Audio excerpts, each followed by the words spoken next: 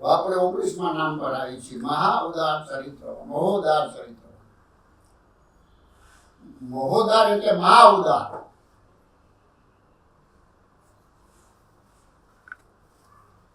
એમની ઉદારતા એવી છે કે દાન આપનાર જોવે દેશ કાળ પવિત્રતા માણસની પોતાની લાયકાત વગેરે જોઈ અને દાન કરતા હોય છે. એટલે એમ કે વ્રજમાં દાન કરીએ તો વધારે પુણ્ય મળે, સંક્રાંતિ ઉપર દાન કરીએ, 11સ ઉપર દાન કરીએ તો આપણને વધારે પુણ્ય મળે. અને કોઈ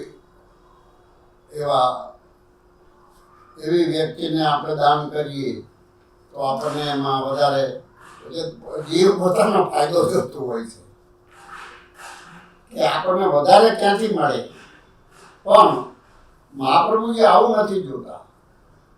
મહાપ્રભુ જો જે શરણે જીવ આવે એના માટે ઉદાર બની જાય છે. મહાપ્રભુજી એ સંકુચિત માઇન્ડ વાળા નથી. એટલે એ તો પાત્ર અપાત્ર કંઈ પણ જોતા નથી. આપણે આગળ જોયું કે સ્ત્રી શૂદ્ર આદિને જ્યાં કોઈ હક નહોતો, સ્ત્રી અને શૂદ્રો સેવા કરવાનો હક વેદમાં પણ નહોતો.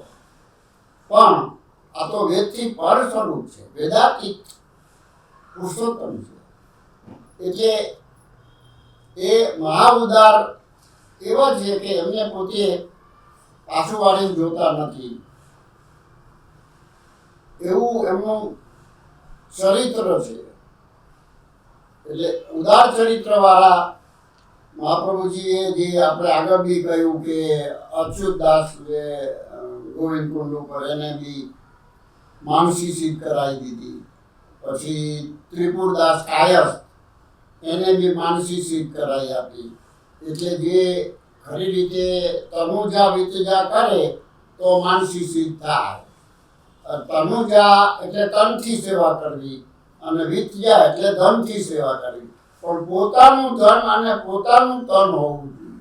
પૈસા આપીને કે શેઠિયાઓ પૈસા આપીને છૂટી જાય કે ના જા સેવા કરજો, કોઈ સેવા કરે ને પોતે કશું ના કરે તો એમાં માનસી સિદ્ધ ન થાય. એ તનુજા વિદ્યા જાતે જ કરવી પડે પોતાના તનથી, તો પોતાનું અહમ જાય કે હું કંઈક છું. એ પોતે બુવારી કરે. ઠાકોરજીનું જેમ પેલા પુરુષોત્તમદાસ છે, લોકોને ધીરતા એટલા કરોડોપતિ હતા એ વખતમાં, તો એ પણ ઠાકોરજીનું જલ ભરવા જાતે જાય, ગાયોનું વાસીદું પોતે કરે. આવી રીતે તનથી સેવા કરતા. ધનથી તો કરતા જ હતા. એટલે તન અને ધનથી સેવા કરે એટલે માનસી સેવા સિદ્ધ થાય. પણ અમુકમાં આપણે આગળ નામમાં જોયું કે આ લોકોને તન અને ધન વગર પણ માનસી સિદ્ધ કરાવી આપી છે. કારણ કે એટલી એની પોતે ઉદારતા છે મહાપ્રભુજીની. એટલે આ જાતનું એમને પોતાની મહોદારતા જણાવી આપણે 19માં નામ ઉપર જોયું. હવે આપણે આગળ 20નું નામ શરૂ કરીએ છીએ. પ્રાકૃત અનુકૃતિ વ્યાજ મોહિતું સુર માનસ. હવે 20નું નામ એવું છે કે અપ્રાકૃત દેહથી શરીરધારી મહાપ્રભુજી. પ્રાકૃત દેહનો તો એક અંચળ માત્ર છે, પોતે અપ્રાકૃત છે. પણ પ્રાકૃત દેહ એમને ધારણ કર્યો છે કે જે અસુર લોકો જે છે, જે લોકો ભગવાનમાં માનતા નથી એવા અસુરી જીવ કે અન્ય જીવ, જે દેવી જીવ નથી, જેને કોઈ શ્રદ્ધા નથી ઠાકોરજીમાં, એવા જીવ માટે પોતે એ પ્રાકૃત અંચળો ગ્રહણ કરીને એના એના બાના હેઠળ મોહ પમાડે છે. આ લોકો આસુરી જીવને મોહ પમાડે છે. કારણ શું છે કે જે આસુરી જીવ માનતા નથી એને માટે ભગવાન છે ને, કે જેને ભગવાન માટે ભાવ નથી, પ્રેમ નથી, એના માટે ભગવાન લભ્ય નથી. ભગવાન તો જેને એ પ્રેમ નામના ઈંધણથી એ પ્રદીપ થાય છે જ્વાલે પોતે વિરાગની. આગળ આપણે આવશે વિરાગની કારણ કે મહાપ્રભુનું સ્વરૂપ જેવું છે. એટલે પોતે હવે જેમ આપણે મીઠાઈનો થાળ હોય, એ ઢાંકા વગર લઈ ગઈ તો કાગડો સાંભળી બધા ચાંચ મારે ઉપાડી જાય, તમારો થાળ ખલાસ કરી નાખે. એવી રીતે ભગવાનને આવા જોવે દયાળુ સ્વભાવ, એમની પાસેથી કામ કઢાવવાના આસુરી લોકો લઈ જાય, એ ભગવાનને પસંદ નથી. એટલે ભગવાન પોતે પ્રાકૃત હોય. હું તમારા જેવો માણસ જ છું. કોઈને પંડિત લાગે, કોઈને અલગ અલગ લાગે. અને જે દેવી જીવ છે એને સાક્ષાત પુરુષોત્તમ લાગે. એટલે ભગવાન પોતે પોતાનું સ્વરૂપ છુપાવે છે. ભગવાન છે ને આંખ મીચોલી રમે છે. તો ઘડીક કહે છે હું અહીં છું, ત્યાંથી બીજી ઘડીક કહે છે હું અહીં છું. એટલે એવી આંખ મીચોલી એ રમવાનું કામ ભગવાનનું છે. એટલે અહીંયા જે પ્રાકૃત જે લૌકિક વિચારવાળા છે એના માટે ભગવાન પોતાનું સ્વરૂપ દેખાડતા નથી. એટલે પોતે બીજા મોહ પામી જાય કે આ તો આપણા જેવા છે, અને શું ભજવાનું હોય એમ કરીને ચાલ્યા જાય. જયજી કહેતા હતા ને,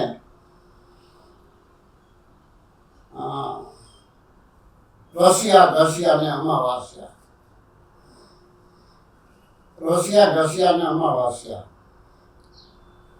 ઘણા રસિયા હોય કે હાલો ઠાકોરજીનું દર્શન કરી આવી.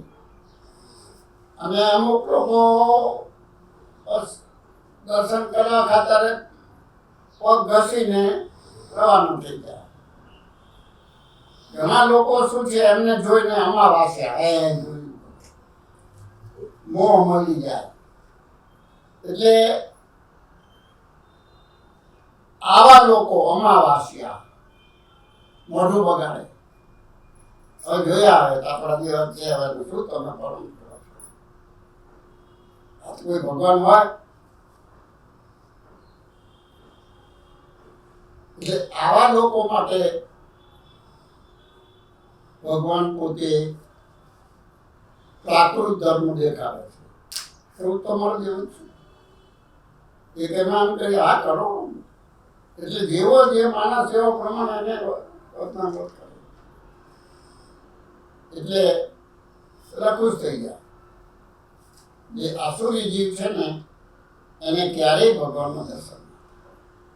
એ આપણે આગળ જોઈશું કે પુષ્ટિ પ્રવાહ અને મર્યાદા આવા જાતના જીવોનું સર્જન કર્યું છે ઠાકોરજી. એટલે આવા જે પ્રવાહી જીવ છે એને ક્યારેય ભગવાનના દર્શન નહીં થવા. જન્મે મરે. એટલે આવા પ્રવાહી જીવ માટે એ ભગવાન લભ્ય નથી. ભગવાન તો ભક્ત માટે જ પ્રગટ થાય છે. મારા જીવ માટે જ હું ભૂતળ પર પ્રગટ થયું. એટલે મહાપ્રભુજી જ્યારે દેવી જીવને સંકટ થયું ત્યારે પોતે પ્રગટ થયા. આપણે એ કૃષ્ણનું નામ આવીએ છીએ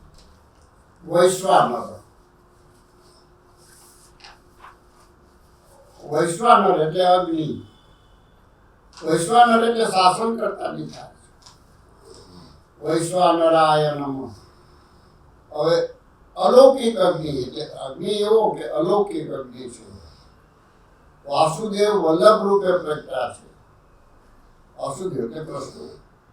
વલ્લભ રૂપે પ્રગટા છે, આવું પુરાણો બી કહે છે, શાસ્ત્રો બી કહે છે. એટલે પોતે વેદમાં અગ્નિને ભગવાનનું મુખ કહ્યું છે. વેદમાં આપણે સ્વાહા સ્વાહા સ્વાહા કરીએ છીએ ને, એ ભગવાનનું મુખ છે. એ અગ્નિ છે એ ભગવાનનું મુખ છે. અને મહાપ્રભુજી તો ભગવાનના મુખારવિંદ રૂપે પ્રગટ થયા. કોઈ કે ભાઈ મુખારવિંદ એટલે ધડ કે હાથ નહીં હોય એવું નથી. જેમ આપણે કહીએ ને કે હસ્તમેળાપ કર્યા હોય, હસ્તમેળાપ કર્યા એટલે હસ્તમેળાપ કરીને પેલી જતી રહી ના, એવું નથી. હસ્તમેળાપ જેમ આપણે કહીએ છીએ ને, એમ ભગવાનનું મુખારવિંદ મહાપ્રભુજી છે.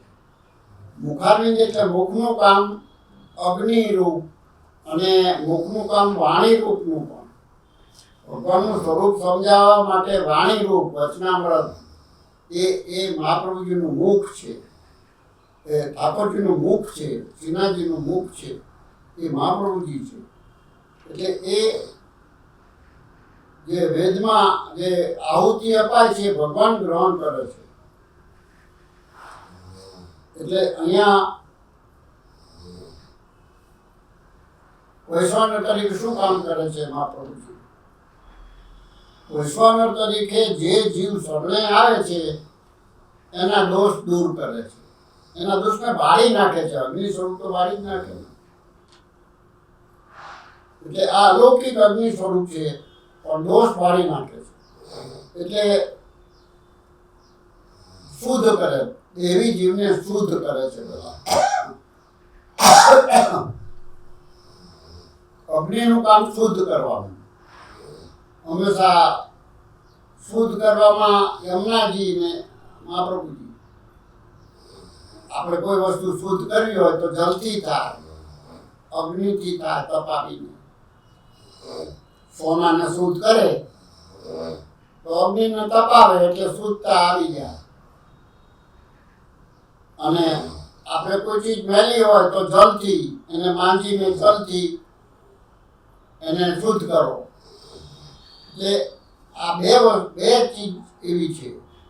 અને ગામડામાં માટીથી બી, એટલે વ્રજભૂમિ સ્વરૂપ એટલે ગિરિરાજી સ્વરૂપી ગણાય છે કે માટીથી. પાણી તો બહુ મળે નહીં ગામડાની અંદર, એટલે એ માટીથી સાફ કરી નાખે. એટલે કચરો સાફ કરવાનું માટી બી છે. એટલે ગિરિરાજી યમુનાજી મહાપ્રભુ, આ ત્રણ એવા સ્વરૂપ છે. આ ત્રણ ન ભૂતો ન ભવિષ્ય, એ આવા સ્વરૂપ છે. એટલે અહીં આપણે વૈશ્વાનર ખાલી મહાપ્રભુજીની જ વાત કરીએ છીએ. એટલે એ અગ્નિ સ્વરૂપ છે તે જીવના દોષ બાળી નાખે છે. જે જીવ શરણે આવે છે એટલે એની ઇન્દ્રિયોની લોલુપતા, દુનિયાના ભોગ ભોગવવાનું, આ બધું જે છે એ શરણે આવ્યા પછી એનું ધીરે ધીરે ધીરે ધીરે ઓછું થતું જાય છે. કારણ કે દુનિયાના લોકો બીજા લોકો જોડે ભળી અને એના જ રવાડે ચડતા હોય છે. એટલે એ સંસારના ભોગ ભોગવા કે ચાલો સિનેમા નાટક જોવા જઈએ, ચાલો આમ જઈએ, ચાલો લોજ હોટલમાં જઈએ, અને એવી રીતે આ જે ઇન્દ્રિયોની લોલુપતા, જીભના ચટકા અને આ બધા ભોગ ભોગવવામાં પોતાની જિંદગી પૂરી કરી. આ મનુષ્ય જે મળેલો છે એ મોક્ષની બારી છે. જેમ આંધળાને આંધળો હોય, દેખતો ના હોય, આમ કરતો ચાલે, પણ જ્યાં બહારનું આવે તેને ખજવાળ આવે, એટલે આગળ જતો રહે. એટલે આ માનવ દેહ મળ્યો છે ત્યારે એ આ ભોગની લાલસા, ઇન્દ્રિયોની લાલસા, આ બધામાંથી એની ખજવાળ જતી નથી. એટલે એ જન્મ પૂરો થાય અને આંધળો પાછો આગળ ચાલે. પુનરપી જન્મમ પુનરપી મરણમ પુનરપી જઠરી જન્મી જઠરે. મેજોરિટી આ રીતે ભોગોમાં સંસારની આસક્તિ, લોલુપતા. દાખલો આવે છે, એક સેવક સંસારની આસક્તિ પોતાના ઘર છોડવું જ ના ગમે એને. બીજા જન્મે કઈક કૂતરો થયો, ત્રીજા જન્મે સાપ થયો અને પછી કીડો થયો. ત્યાં સુધી એની લોલુપતા ના ગઈ. અને છેવટે ગુસાઈજીને દયા આવી કે આ દેવી જીવ છે, એને કીડો ગંગાજીમાં પધરાવી અને એનો ઉદ્ધાર કર્યો. એટલે ભગવાન આવી રીતે જીવના દોષ વૈશ્વાનર તરીકે જીવના દોષ દૂર કરે છે અને તનુ નવત્વ કરી અને એને લીલા લોકમાં લઈ જાય છે. કારણ કે છેવટે તો એ લીલા લોકમાં લઈ જવા માટે જ પ્રભુ પધાર્યા છે. કારણ કે જે હતા વેણુનાથના જીવ તે શરણે આવ્યા. જે લોકો શરણે આવે છે બધા દેવી જીવ છે. એટલે એ લોકોના માટે આ અગ્નિ સ્વરૂપ અને દોષ બાળવાનું કામ વૈશ્વાનર તરીકે કરે છે. ને આપણે ચંપારણ્ય વખતે ચંપારણમાં જ્યારે પ્રગટ થયા મહાપ્રભુજી, ત્યારે પણ અગ્નિમાં રમતા અગ્નિ સ્વરૂપ છે એ બતાવે છે વૈશ્વાનર. ચંપારણમાં જ્યારે આપણે દર્શન કરીએ ત્યારે અગ્નિમાં બાળક રમતું હોય એ મહાપ્રભુ, એટલે એ અગ્નિ સ્વરૂપ એમનું બતાવે ત્યાં. પછી સાધુ મહારાજ બધા ત્યાં બધા વસતા કે આ તો અમારું બાળક છે, અમે ક્યાં લઈ જાવ છો? એટલે પછી કહેવાય બાવા નામ રાખશું. બાવા એ આપણે બાવા કહીએ છે ને. એટલે અગ્નિ સ્વરૂપ ચંપારણમાં બતાવ્યું. પછી દામોદર દાસ અરસાનીને એના ત્રણ ભાઈઓ બી જોડે જોડે આવ્યા. કારણ કે દામોદર અરસાની તો એના જોડે જ રહેતા હતા. એટલે અરસાણીજી તો દેવીજી હતા. એને તો ખ્યાલ આવી ગયો કે અમારા પ્રભુ પધાર્યા છે. હવે ત્રણ જે એના ભાઈઓ હતા ને, કામ, ક્રોધ, લોભ, આમાં પુસ્તકમાં બતાવે છે કે કામ, ક્રોધ ને લોભ હતા. એને અગ્નિ સ્વરૂપ બતાવીને ઘસાડી મૂકે છે. પોતાનું અગ્નિ સ્વરૂપ બતાવે છે. એટલે જે પોતાના નથી ને એવાને આવું સ્વરૂપ બતાવે છે. અને જે દામોદર અરસાણીને કે આવે તું આવ્યો, દમલા તું આવ્યો,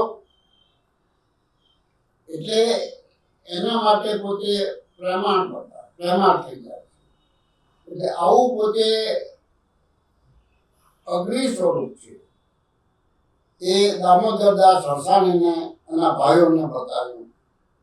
પછી ગુજરાતમાં મોહમ્મદ બેગડાને બતાવ્યું. એટલે એને બી એક ચમત્કાર બતાવ્યો અગ્નિ સ્વરૂપનો. પછી નિજધામ પધાર્યા ત્યારે એક તેજપુંજ, અગ્નિ તેજપુંજ આકાશ તરફ પ્રયાણ કરતો માલુમ પડ્યો. એટલે આવું એમને વૈશ્વાનર સ્વરૂપ આવી જગ્યાએ બતાવ્યું. એટલે વૈશ્વાનર એટલે વાણી રૂપ પણ છે. પોતે વચનામૃત કરીને જીવોને ઠંડક આપે છે. તો લોકોને શંકા થાય કે આ અગ્નિ સ્વરૂપ છે અને સેવકને આવા અગ્નિ સ્વરૂપ જોડે કેવી રીતે રહી શકતા હશે? એને તાપ નહીં લાગતો હોય? તો કે ના. એટલા માટે આગળનું નામ 22નું નામ વલ્લભાખ્ય. વલ્લભાખ્ય વલ્લભાખ્ય એટલે વાલા. લીલા લોકમાં પણ વાલા અને પરિકરને બી વાલા. એટલે આવું એમનું વલ્લભ સ્વરૂપ એટલે વાલસોયું સ્વરૂપ, પ્રિય સ્વરૂપ. વાલા એટલે પ્રિય.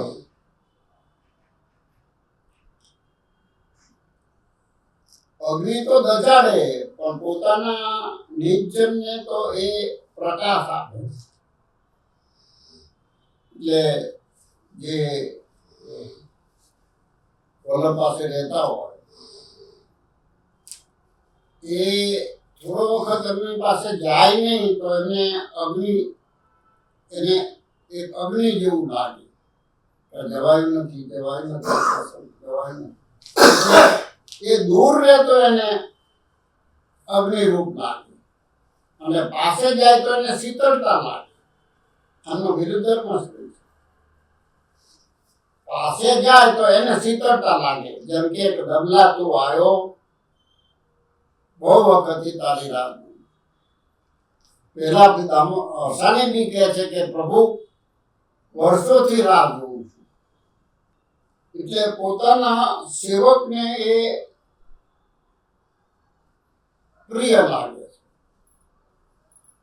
કારણ કે પોતે પ્રકાશ આપે છે પોતાના સેવકોને અને એમના વચનામૃતથી એને ઠંડક થાય છે. એટલે એને એ થોડું પ્રિય લાગે છે. એટલે વલ્લભાખ્ય એટલે એ એના સેવકને માટે એ પોતે વિરુદ્ધ ધર્માશ્રય છે. વિરુદ્ધ ધર્મ છે એટલે 2 in 1, એક સાથે જ 2 ધર્મો, વૈશ્વાનર અને વલ્લભાખ્ય. વલ્લભાખ્ય એટલે પ્રિય, વૈશ્વાનર એટલે અગ્નિ.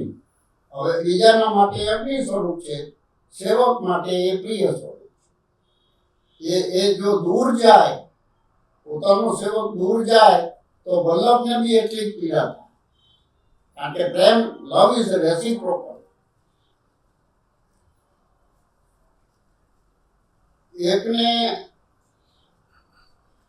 એકબીજાનો વિરહ થાય.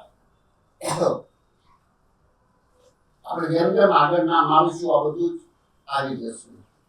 એટલે આ વિરુદ્ધ ધર્માશ્રય બતાવે છે કે પોતાના સેવકને એ પ્રકાશ આપે છે, ઠંડક આપે છે અને અમૃત સ્વરૂપે